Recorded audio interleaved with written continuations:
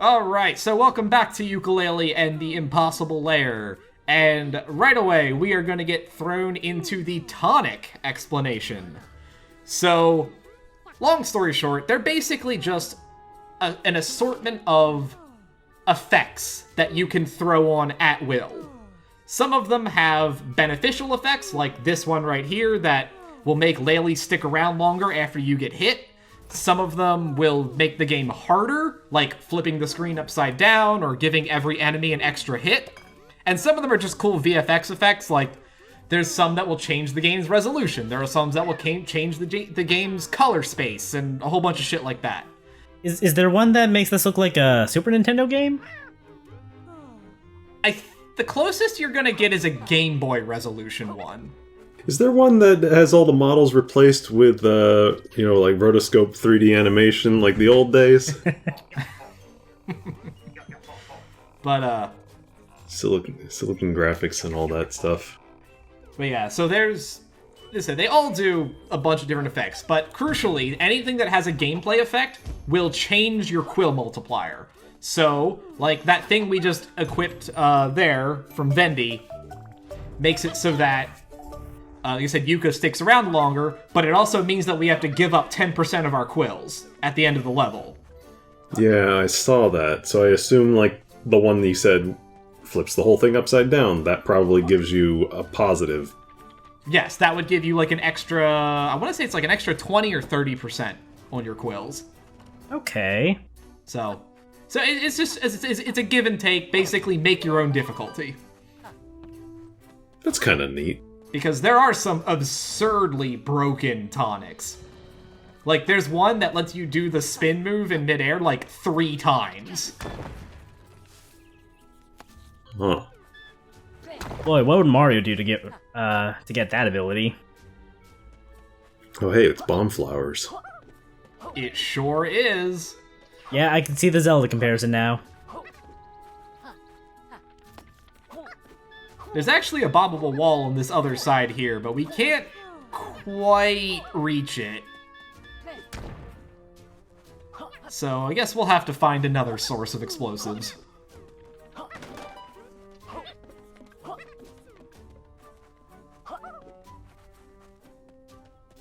Ah, time to go to Monkey Mines. Stop and go station, anyone?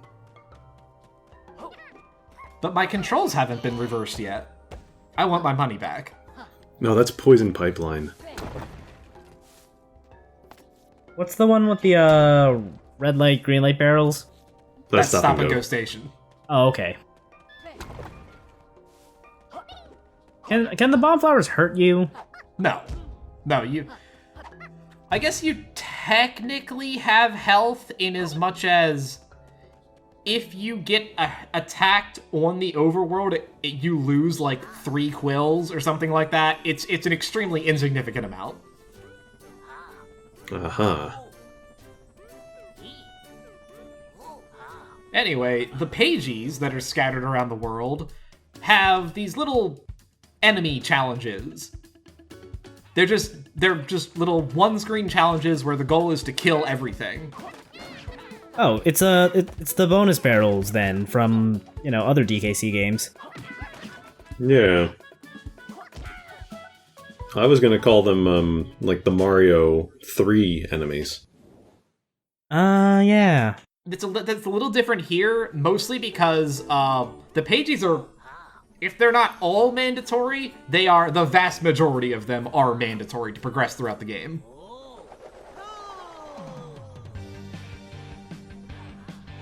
What am I listening to, suddenly?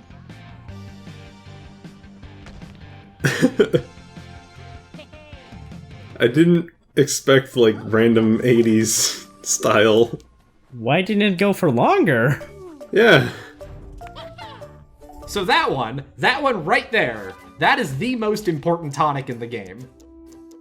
It's extremely cheap, and it means that anytime you collect a coin in a level, you keep it, even if you die.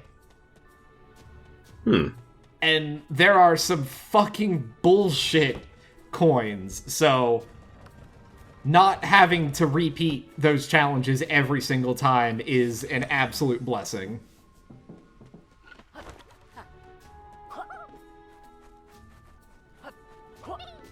But that's about as far as we can go for right now, so I guess we need to start clearing some levels. Yeah. Or we can check out this thing first? Ah, Dr. Putz. The octopus that accidentally gave itself a human head. Was, the good doctor in the original Yooka-Laylee? Yeah, she was. In the little bit that I played, I do remember her. Yeah, she was the Mumbo equivalent. Ah.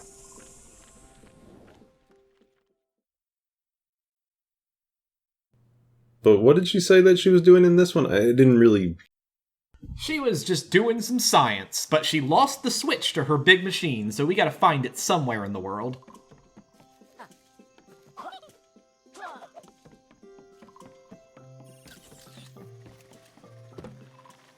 Interesting to put a checkpoint right at the start of the level?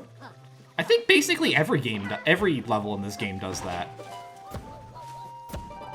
If nothing else, this game is super generous with checkpoints, I've noticed. That's because checkpoints are one of the very modular things you can do. I don't remember which tonics they are off the top of my head, but there's one that takes away all the checkpoints except for one in the middle of the level, and there's one that makes like there'd be twice as many. Oh. That's one way to modulate checkpoints. The only other game I can think of that did something like that was Shovel Knight. It's like something like that right there. That little sequence where I just bounced on those quills. That's what I mean by when I say that this game is just missing that little something that doesn't feel right. Because, like, there's no way I could have gotten those quills. Like, by the time I got to the end and got the big quill explosion, all of the quills I got from the start of it, there's no way I could have gotten back to them. So, what was the point? Yeah, I kind of get what you're saying now. Yeah, I see what you mean as well. I thought you were going to say, oh, well, you see, you can only do that once. To which I was going to say, could ask if you could do it again if you died. Yeah, but yes, you could. If you died, you could, yes. But, I mean, like I said, though, that's... You know, whatever. I seem to recall a bunch of sequences like that in DKC games where you also basically only have one shot per life. Yeah, I don't mind that as much, although it is annoying. Like when you don't have any ability to respawn stuff, but yeah, like that. But like I said, it's those little design things that get me. Good job. There was a rope there. I wanted to see if there was something up there that I could make it come down. My kingdom for Dixie's helicopter jump or the cranky bounce. The team throw. Or that, yeah.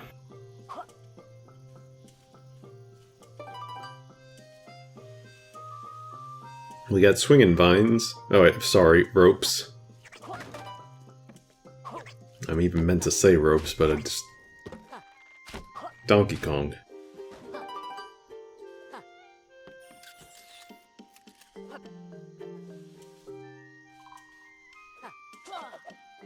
Oh. Fortunately, death is a minor inconvenience. There's no lives. Like I said, the checkpoints are extremely plentiful. Like, you would have to be trying very hard for for death to be like an actual serious problem.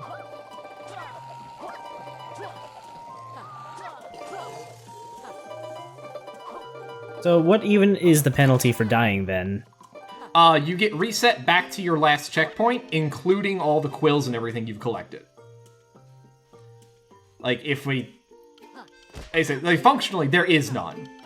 But, like, I just lost all of the quills that I got from that thing, and if I didn't have the Twit coin saver, I would have lost any coins that I collected in the meantime, and basically, it just resets you back to your last checkpoint. With everything that entails. So basically, no real penalty then. Yeah, no, functionally no penalty. It's just back to where you last were. It would not respawn Laylee, would it? Yes. It did. Oh. Killing yourself is an extremely easy, if maybe morbid, way of getting Laylee back.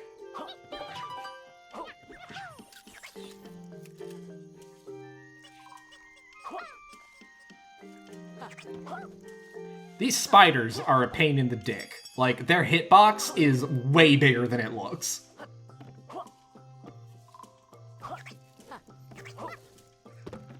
And then they're spiked on the back, so I imagine you can't really do much to them.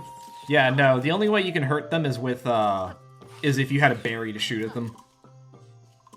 Could you tail whip them? No. FP, please. Then you'd get spiked, or the tail in the spikes, and that would hurt. True. Is that not a door you could go in?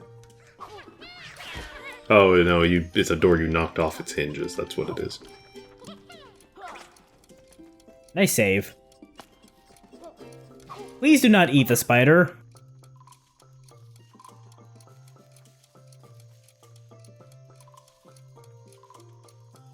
I just realized the bomb berry ticks. I think? I think it did. Once you spit it out, it does, but as long as it's in your mouth, you're okay.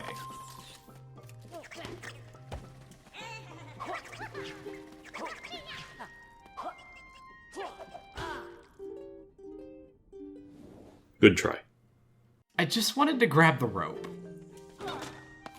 I'm sure I have lots of footage of me doing that same thing in DKCR. Mm-hmm.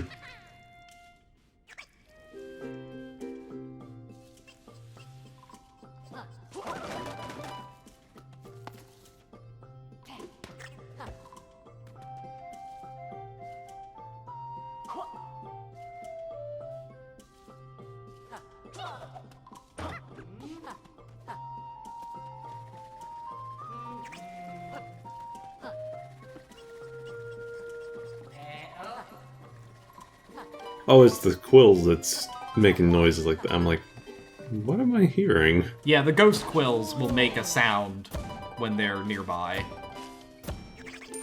Did you trigger the ghost quill too early? Oh, no. Well, sort of. The yellow one makes a trail of quills, and it's very easy for him to get, like, way ahead of you to the point where you literally cannot catch him.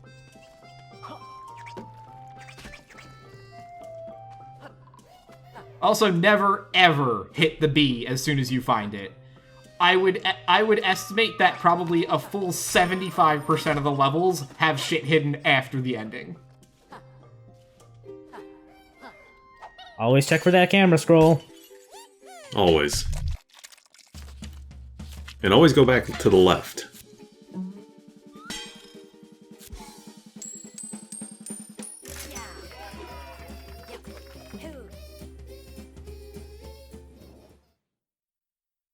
Buzz-a-con.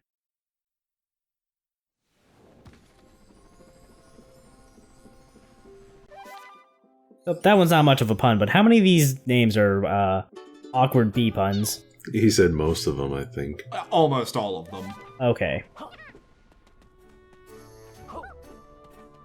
I'm gonna say when we finish this, I will boot up my other save file, and I will list off a few of them for you. I imagine it's like the Boo names in Luigi's Mansion.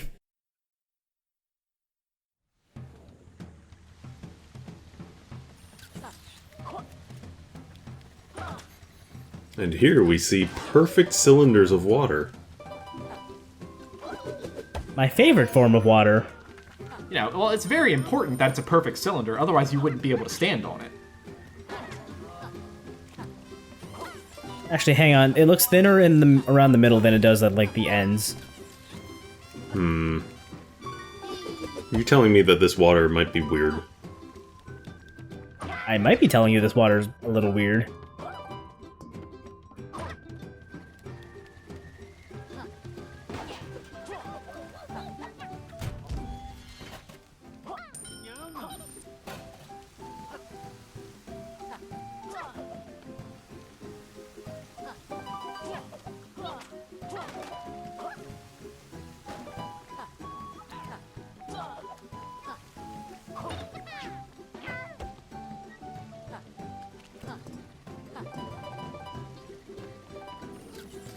just kind of taking it in because, you know, this is a new Donkey Kong style game, and I loved Tropical Freeze and Returns, so it's just kind of nice to sit back and take it in. It's like I said, it's really pleasant. I like it a lot. Got a couple, I got a couple design quibbles about it, but it's, for the most part, it's a kind of game you don't really get much. Yeah. I mean, there's not many people making platformers, period, these days, let alone ones of this style. Yeah. Most platformers right now are going to be the 2D, well, this is 2D, but, actual 2D. Yeah, a lot of the platformers these days tend to be either, the Super Meat Boy variety or the Super Metroid variety. Yeah. Yeah, you don't get a lot of just honest-to-God, left-to-right side-scrollers. I think you have to go places like the 3DS shop for that. It's kind of a shame we don't get more of these days, considering how prolific they once were. But then again, that might be why we're not getting so many of them. Well, I think the problem was everybody went towards the 3D platformer, which completely different beast, you know? Think back to the N64, PlayStation 1, all that time period. The mascot platformer. The mascot platformer was taken before its time. Are you sure? I don't know. Bubsy was pretty early on in the mascot platformer life cycle. I mean, the real problem with the mascot platformer is that designing a 3D platformer, especially one on the PlayStation, was really goddamn hard. Especially when you're supposed to be the trailblazer for that whole endeavor. Right, like Nintendo got it right. And then, how many other companies can you say that for?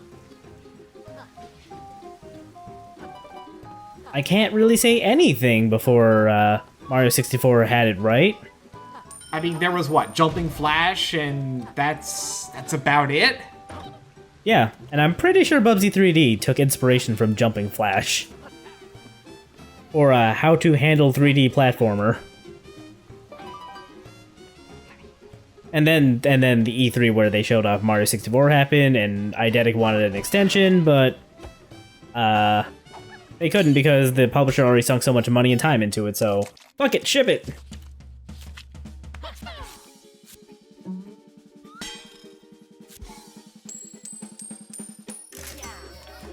You need to start getting more quills, man. After the first 2 levels, boy, I built up some expectations. Yeah, seriously. Yeah? Well, I mean, not every level has the same amount of quills in it to begin with. Like, I mean, I don't think I missed well, you just watched that level. Did you think that I missed a particularly large amount of them? Maybe. But I don't know. I guess it depends. That red ghost quill really spits like a shitload of them. But now it's time for the other main gimmick of the game. So each level... So there are 20 levels in total, not counting the impossible lair. But each level also has an altered state. Some of them are just kind of minor remixes. Like, for example, there's one in, like, what'll basically be, like, Chapter 5, where, like, the main gimmick has... Where, like, the main level has a water level, and then the remix version is that the water goes up and down. And then there are some that are basically just completely new levels altogether. This one's probably closer to the middle of that spectrum, but you'll see there are some that they're just functionally completely different levels. They might as well not even be connected. I was about to compare this to the weather mechanic in Mega Man 04 until you mentioned the whole sometimes they can be completely different part. Because I don't know if either of you have played 04, but in that game you have the option of playing levels with altered weather, which alters the dynamic of how the levels play. But in turn, playing the harder version gets you the A rank reward, basically.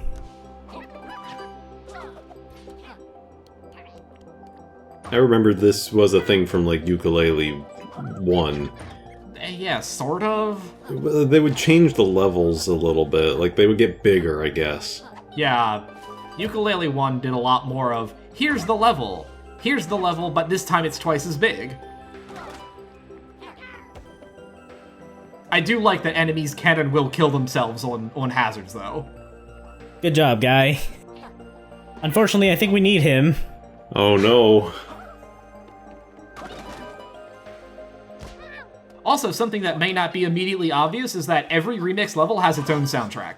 So, there are functionally 40 different unique level themes in the game.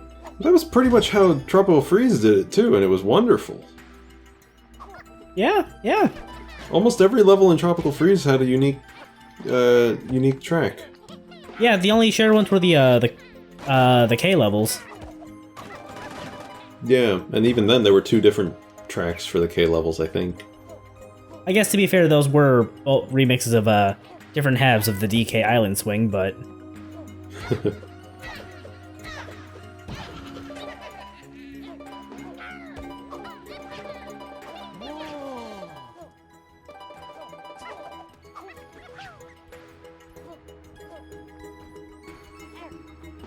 What are we carrying this for? Are we just gonna throw it at something? Oh, it's like an infinite use barrel? Yeah, so the shell is, it's an infinite use barrel as long as you can collect it before it disappears. So the steel barrels. Yeah, that's a good point of comparison. Can we ride it? It also bounces off walls and everything, so... Wait, can we ride on top of them? Like, Good job, guys. Like SNES DKC? No, we cannot. Ah, that's a shame.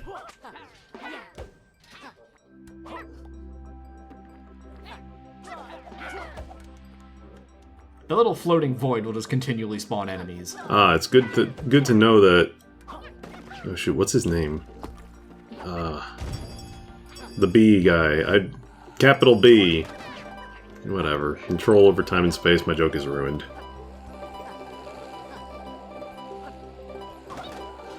Well, you know, there is no problem that capitalism cannot attempt to solve, even if it is enslavement by controlling time and space. Gotta make those profit margins. Something, Outer Worlds plug here, something. Don't tell me about Outer Worlds, I can't play it till next year. It's me, I'm one of those people. Well, I guess you needed one of those guys. Yeah, we needed that guy. I appreciate your attempt here. Yeah, you do have a slightly larger hitbox when Yooka does the twirl, so I was trying. What I've noticed here is this...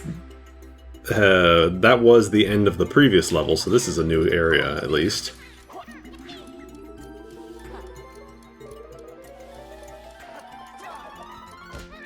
Ow.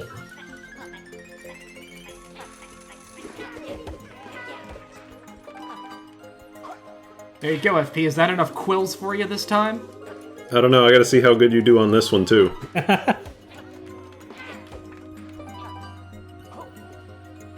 It wasn't an even 400, but, yeah, I'll take it. That whole sliding bit just gave me deja vu to one of the Tropical Freeze K levels. I don't remember which one, though. I don't think there was a sliding level in there at all.